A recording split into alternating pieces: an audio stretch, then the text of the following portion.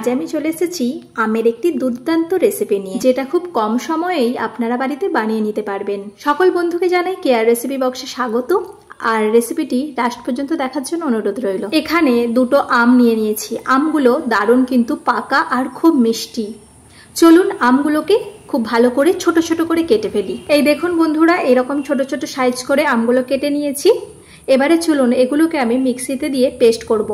একেবারে সব আম দেবো না, অল্প আম দিলাম, আর তার সঙ্গে 1/4 কাপের মতো টক দই অ্যাড করে দিচ্ছি, আর দিয়ে দিচ্ছি চিনি। এরপর এর মধ্যে অ্যাড করে দেবো সামান্য একটু বিট লবণ, অবশ্যই এটা দিতে হবে। এরপর এটাকে ভালো করে পেস্ট করে নিলাম। পেস্টটা দেখুন বন্ধুরা অনেকটা গাঢ় হয়েছে। আমি এখানে একটু জল অ্যাড করে দিচ্ছি, ফ্রিজের ঠান্ডা জল। আপনারা চাইলে এখানে দুধ অ্যাড করে দেবেন। এরপর এটাকে আরও একবার ঘুরিয়ে নিলাম, আর এই রকম ঘনত্বের করে আমি এটা পেস্ট করেছি। এই শরবতটা হবে একটু পাতলা, তাই আমি একটু জল অ্যাড করে দিলাম। আর এইভাবে সব আমগুলো পেস্ট করে নিলাম। দুবার আমি পেস্ট করেছি, আর দুবারই 1/4 কাপ করে টক দই অ্যাড করেছি।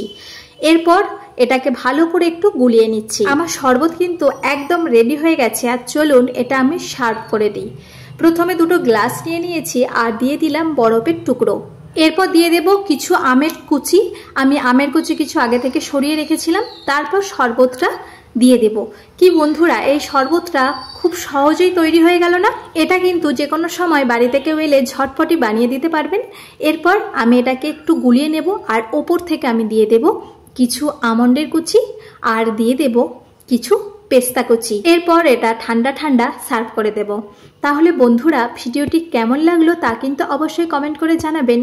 আর এই শরবতটা ঝটপটি এই গরমের সময় বানিয়ে ফেলবেন। সকল বন্ধুকে জানাই ভিডিওটি দেখার জন্য অসংখ্য ধন্যবাদ। আর অবশ্যই ভিডিওটি যদি ভালো লেগে থাকে তো প্লিজ লাইক, কমেন্ট এবং শেয়ার করার অনুরোধ রইল।